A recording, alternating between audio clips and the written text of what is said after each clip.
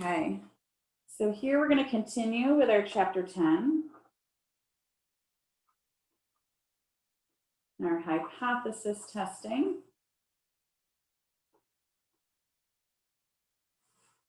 Today we're going to look at our third step in our hypothesis testing process, and this is our sample step. This really shouldn't be anything new for us. We're going to take a look at the sample that was taken and studied, and we're going to pull out information from that sample. So remember what a sample does. A sample is going to summarize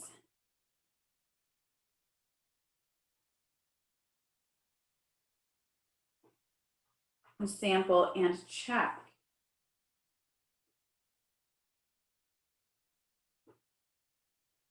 that normal, which is going to be my Z curve or categorical, or check that my T,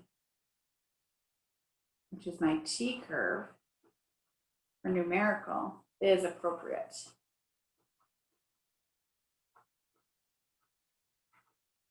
Okay. So that's what my sample step's going to do. It's going to summarize the sample, and we're going to check for normality. None of this is really new. It's just how we're going to write it out. So we'll start with the numerical data first. So if we have numerical data, remember we're studying means if it's numerical. So if we're studying numerical data, we want to list n.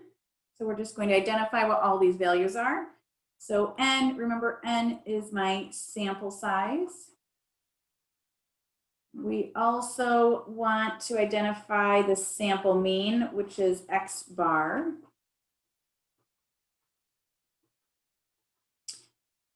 And we want to identify S, which is the sample standard deviation. So none of that is new, right? And now we want to check for normality. We want to make sure we can say that we can use that normally distributed curve T here. So I just actually do this, normal with a question mark, and I want to kind of prove that it's normal. So I'm just going to make a note that here, what I'm talking about is I want to make sure that the T curve is appropriate. So how I do this for normal is what we've done before. So I have two ways, right? So the first way is n is greater than or equal to 30. I always look at that one first because it's kind of like the easy way out. Or my second way to check for normality is to see if the NPP is linear. Remember, if we are using the NPP to see if this is linear, we must have raw data, right? We need raw data for this one. And what I mean by that is I need a whole bunch of values, right? So if I have a sample of 40, I need all 40 values in order to do that. Also, I want you to remember, if n is less than 30, that doesn't mean that it's not normal. It just means I can't use this first way to say that it is normal. It means I need to use the other way, okay? If you find that something is not normal, we're not going to move forward with the problem because I can't calculate probabilities. I don't know anything other than my symmetric shape right now, right? So we want to make sure we show that it's normal. If it's not, we stop the problem.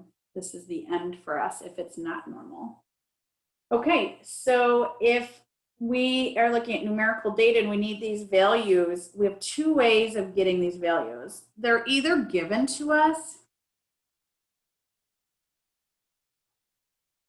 so they're provided, or we need to use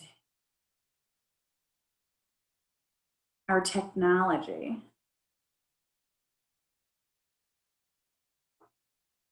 to find them. Okay, to find these values. So if you're not given summarized data, you have raw data, then you know you need to take this information and plug it into your calculator or Minitab into the list and find your descriptive statistics so you can get all three of these. Okay. Any questions on that one? So that's for my numerical data. Let's take a look at what this might be for my categorical data.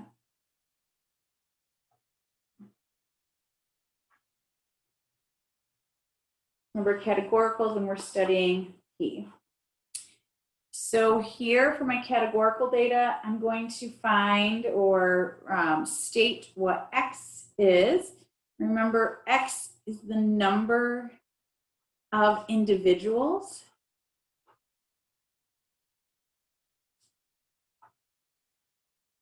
with a specified characteristic.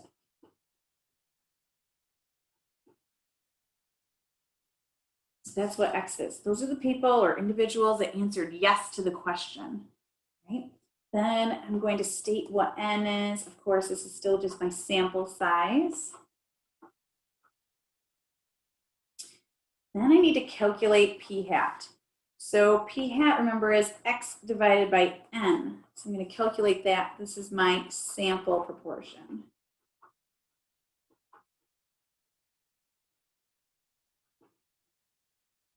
Then again, I need to check for normality. So I want to know, is this normal? Is the Z curve appropriate?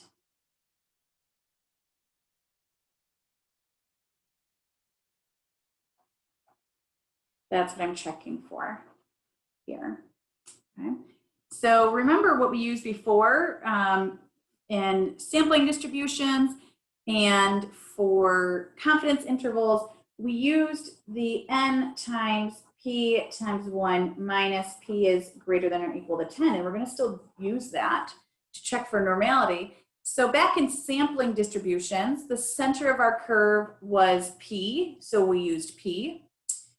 When we got to confidence intervals, the center of our curve was P hat. So we used P hat here, right, in this calculation. So again, I want to use the center of this curve. So if you think back to last class, I told you when we first started looking at the null hypothesis that that was the center of our curve and it means something to us. So that's actually what we're going to use here, the center of our curve. It's always the center. So we check normality based on the center of our curve, and this value is now called P naught. Okay, so it's just like H naught, it's P naught. So it's P with a little subscript O or 0 there. So when I use these are from my null, okay? So this is from H naught, okay? And this is called the hypothesized proportion.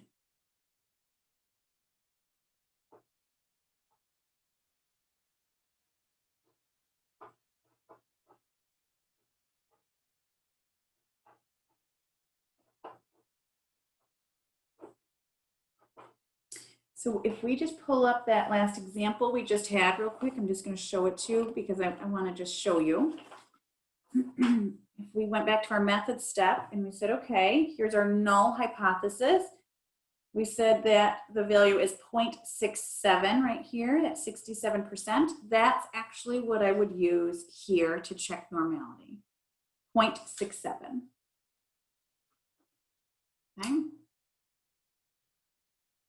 So it's my hypothesized proportion. It's P naught. It's from H naught. All right, so that's my categorical data sample step. So now I want to go back to that last example actually, and I want to complete the sample step. So if you remember from last class, I told you you would need more information, right? I just gave you general information, but you would need information about the sample. I'm going to give you that as well. So this is the same example as last class, which was the RIT students. And if they approve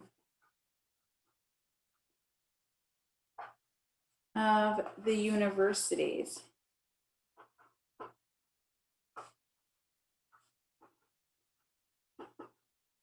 admin, right? The administration. That's what we're studying. I'm just going to write the null and alternative here just so we can recall this from last class. I know we just looked at it, but I just want to write it here again, and we have it right here in front of us. So our alternative was that the population proportion is greater than 0.67, and the null is that it's less than or equal to 0.67. If we wanted to look at this curve, remember from last class, when we have our alternative is greater than it, the curve is always driven from the alternative, then we're looking at our alpha up here, this right tail test. This is that 5%, right? That's my alpha.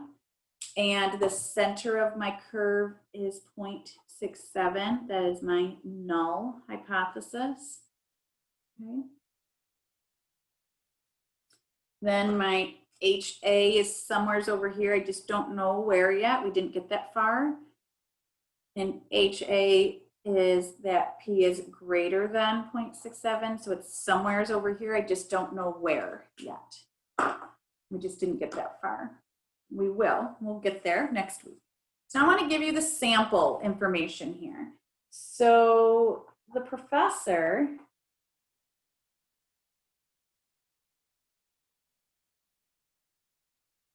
randomly selected 80 RIT students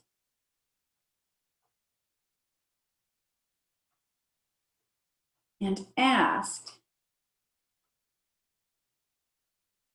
if they approve of the university's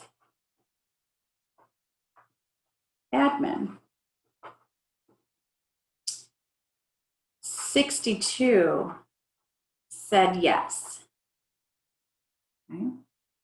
So now this piece right here, this is my sample, right? The professor randomly selected 80 students, and we found that 62 said yes, they do approve. That's my sample. This is what I need for this third step that we just talked about. So let's go ahead and find the sample step here of this example. So remember, for the sample step, I want to identify, since it's proportions, X, N, P hat, and normal. So this is what I do. I kind of write it out like this, then I don't forget anything. Here's my 4 parts under my third step.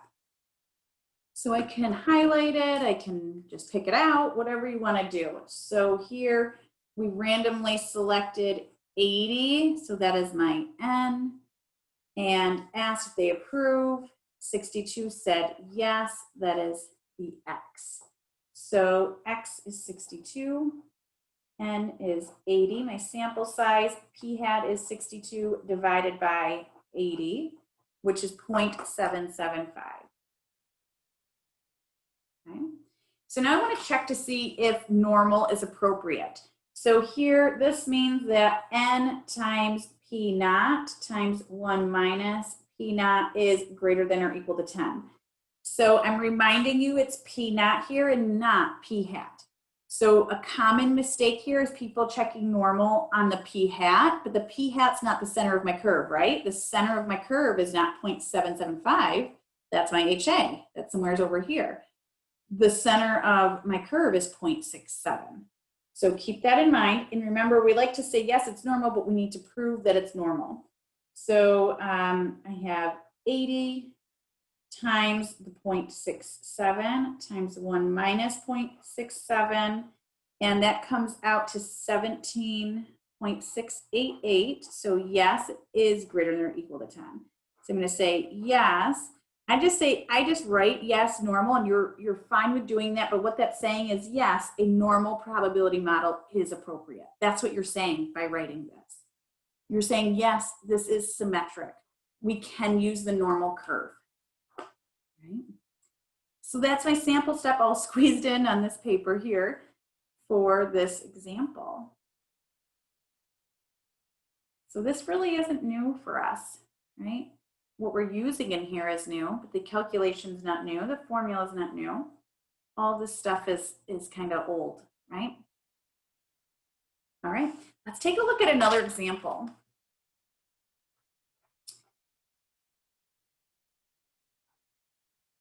So it is commonly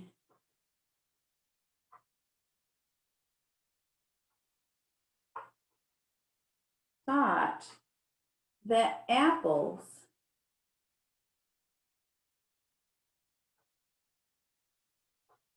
weigh 6 ounces. A manager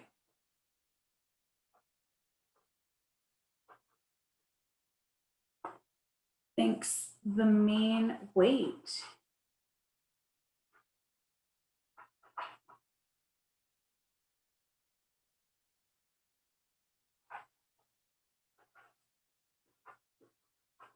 of the apples in his store is less than 6 ounces.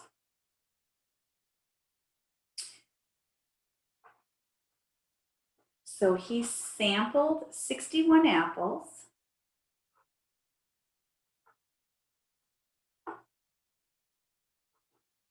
and found that the sample mean is actually 5.6 ounces, with the standard deviation from the sample equal to 0.1. Okay? So when we see a problem like this, we read through it, we don't see the word estimate anyplace, right? So then we need to think, okay, this is probably a hypothesis test and not a confidence interval, right? I feel like that's the first thing we need to look at. Then when I read through this, I'm already starting to think, what kind of variable do I have, right? What are we talking about? And that's my population step. So here we're talking about the weight of apples, right? This manager thinks that it's actually less than 6 ounces, and he kind of wants to show that, right? So he took the sample of 61 apples. So let's go ahead and start this problem right with the population step.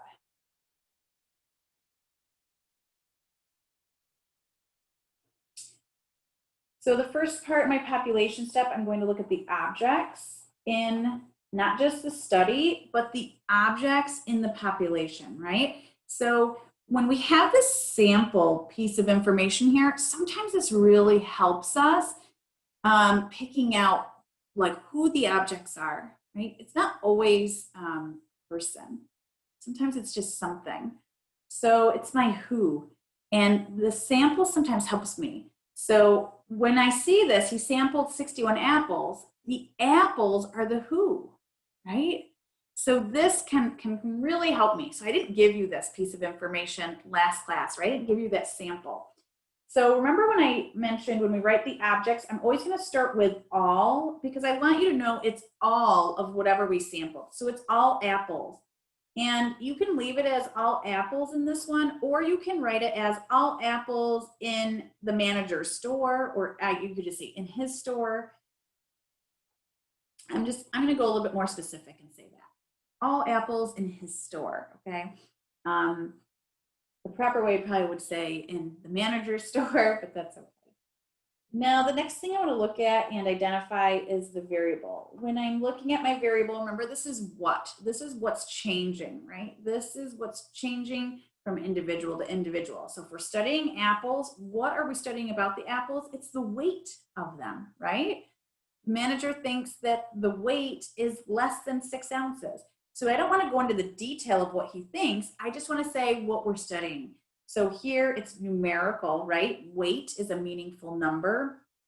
So that's my first key that it's numerical. And look, I'm given an X bar and an S. That's numerical. You won't be given those two if it's proportions, if it's categorical. So here I'm just going to actually say weight and that it's numerical. So you don't have to go into detail here. You can just say weight. So when we're writing a variable for numerical data, it's a little bit easier than categorical. So I could just write one word and then say it's numerical. All right, now my unknown. remember from last class, the unknown, I actually want to take the objects and variables and put them together. So I need to address what is the unknown. So remember, it's either mu for the population mean or p for the population proportion. Well, we already said it's numerical, so it's the population mean. So I have mu. You can always just type mu if you want. I'll just put that in. And now I want to define it.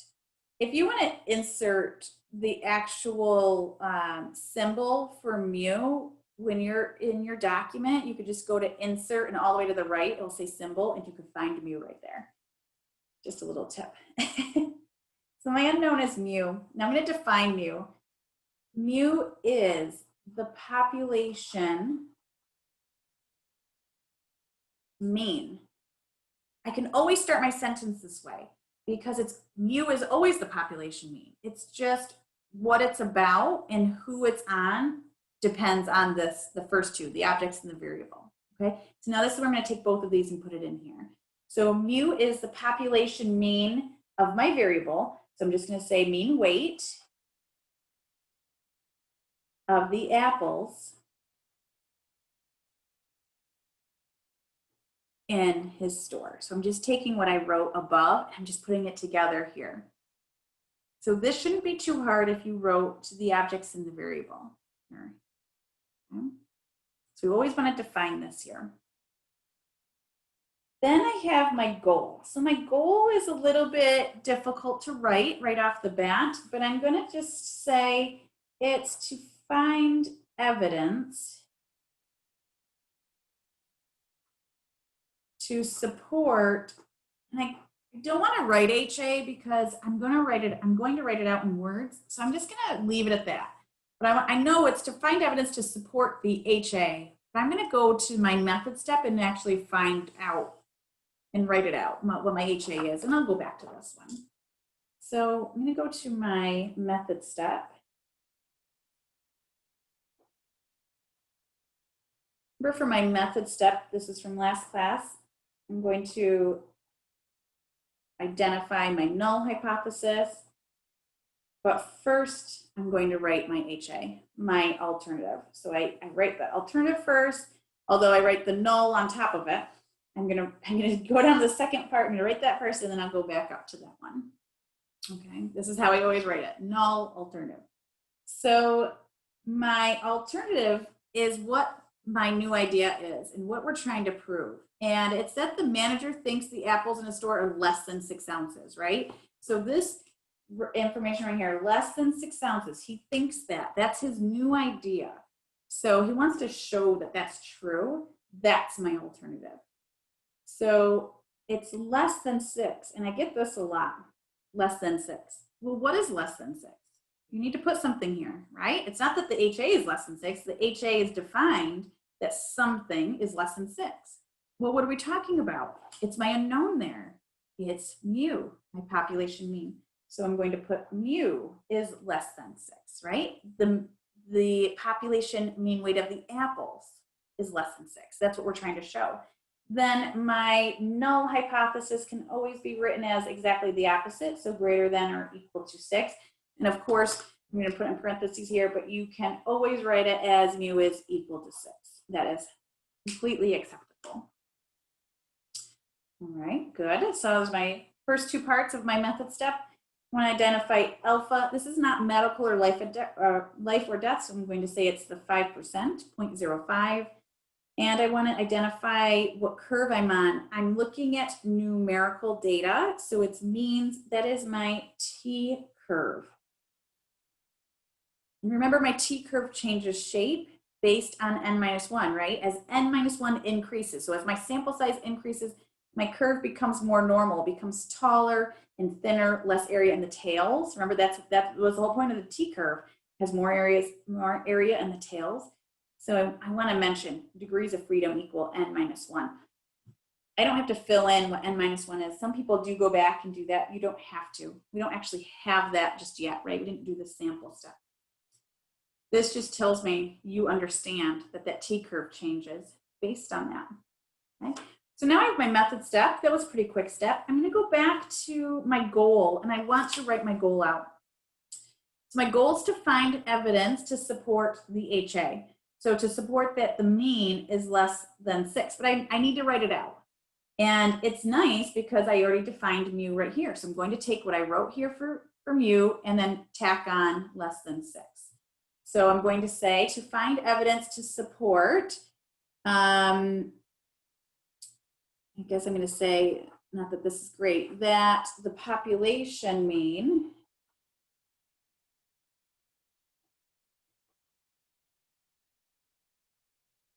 weight of apples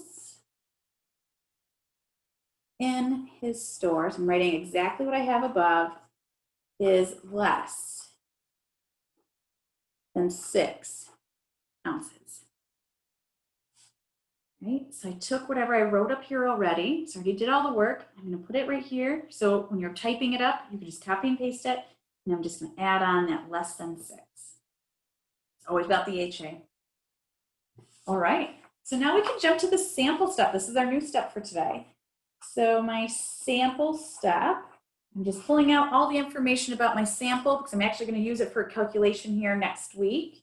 So for my sample step, remember I want to identify the sample size. I want to find out what X bar is, what my standard deviation, and I'm going to check for normality. So I have those 4 things. So remember there's 4 parts to every step here. So N looks like he sampled 61 apples. So N will be 61. X bar, we actually have summary statistics right here. It says he sampled 61 apples and found X bar to be 5.6. So I can just use that. And he found that the sample standard deviation is 0.1. So I'm going to use that. So it's just, for the sample step, it's very quick and simple and nothing new for us. We're just taking the information that we were given and we pulled it out. Obviously, this sample step takes a little bit longer if I have raw data and I have to plug it into my calculator or Minitab, right? And plug all the raw data points into a list and then find my descriptive statistics. But that would take a little bit longer, but I could do that if I need to, right? So if I'm not given the summary. Okay, so now I need to check for normality. So the first way I always check is if N is greater than or equal to 30, and it is, right? Because N is 61. So you can just say N is greater than or equal to 30. Yes, normal. And all that is saying to me is that yes, it's normally distributed, T is appropriate. But you don't have to write it all out. You could just say yes, normal. Or some people would rather write 61 is greater than or equal to 30, and that works as well. Yeah, that's normal. Okay, so either one, you don't have to write them both. But it just shows me what you're using, okay, to check for normality. So that's my sample step. That's my new step on this, the third step of my example here, my testing process.